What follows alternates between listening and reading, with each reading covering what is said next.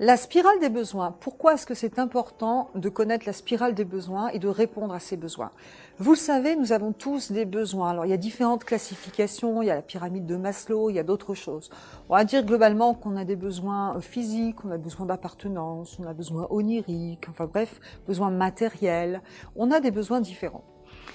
Eh bien, imaginez, je vais vous donner un exemple concret qui va vous faire comprendre le processus du non-respect des besoins.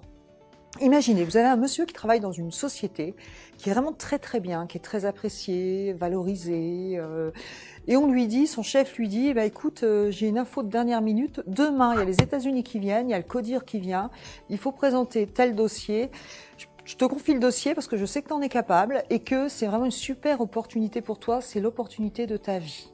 Il faut que ce soit prêt demain à 8 heures. Voilà. Le monsieur se dit, ok, super, bon, bah, génial, on me fait confiance.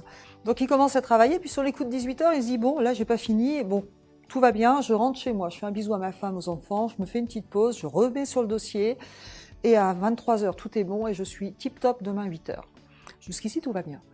Monsieur rentre chez lui, et il arrive chez lui, bon anniversaire mon chéri! Sa femme lui a préparé un super anniversaire sans lui dire, parce que bien sûr c'est une surprise. Il y a 15 personnes qui eux étaient tous bien sûr au courant. Et monsieur arrive et il se dit, oh là là, je vais quand même pas faire ça à ma femme. Je vais quand même pas faire ça à mes amis. C'est pas grave. Première étape, fuite des besoins. C'est le c'est pas grave. Ça va quand même bien se passer. Qu'un peu de chance, ils partiront pas trop tard. Donc il dit c'est pas grave. Ils discutent, etc. Et puis il se dit avec un peu de chance, ils partiront pas trop tard, mais ils restent. Et là, ça dure et ça dure. On est dans une deuxième étape qui est la suradaptation. Je me suradapte, je vois que le temps passe, je continue, je me dis allez, c'est pas grave, je continue.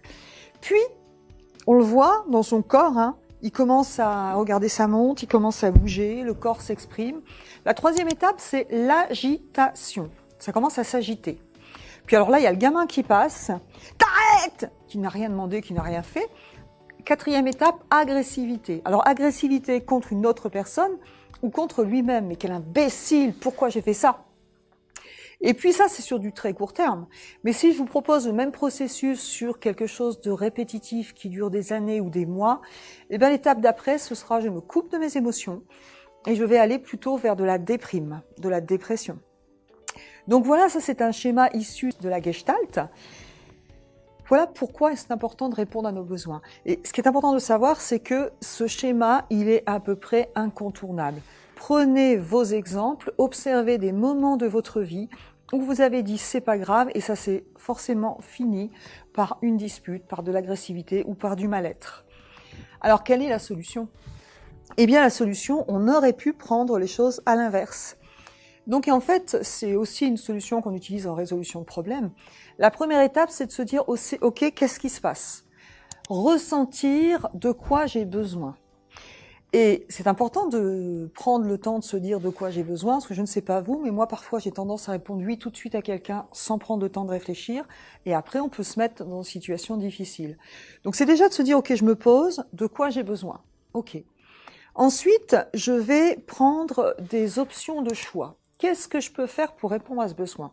Qu'est-ce qu'il aurait pu dire? Eh ben, il aurait pu dire, par exemple, je prends juste l'apéritif avec vous et je reviens plus tard. On annule complètement la soirée, puis on refait tout samedi.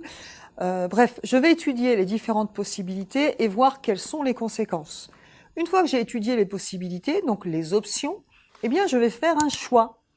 Qu'est-ce que je décide de faire? Quelle est l'option la plus adaptée? Donc, 1, quels sont mes besoins? 2, quelles sont les options? 3, quel choix je fais? Et encore plus fort, et bien ensuite, il faut passer à l'action. Vous avez beaucoup de gens qui font des choix, mais qui passent jamais à l'action. Donc ensuite, je fais. Et là, il se passe quelque chose de magique. C'est que mon inconscient et mon corps reconnaît que je sais répondre à mes besoins. Et la personne va gagner en leadership, elle va gagner en confiance en elle.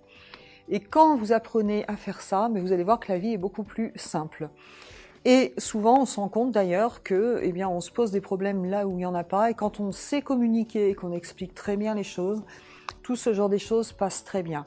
C'est vrai que ça demande des compétences en communication et en explication par rapport à ce type de choix.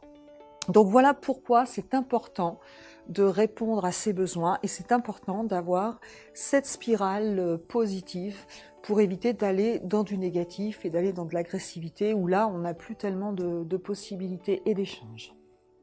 Si ça vous intéresse, rejoignez-nous sur notre site internet ou sur notre chaîne YouTube. Je vous dis à bientôt!